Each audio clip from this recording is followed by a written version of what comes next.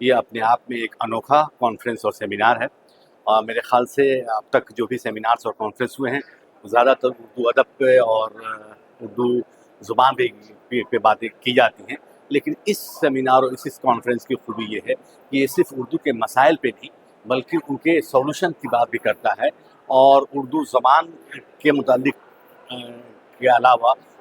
مصنوعی ذہانت، computers, digital technology, Urdu ذریعہ تعلیم اور اردو ذریعہ تعلیم کی صورتحال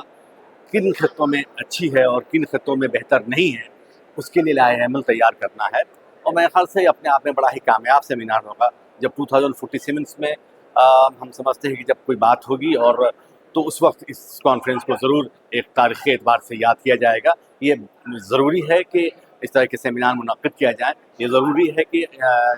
یہ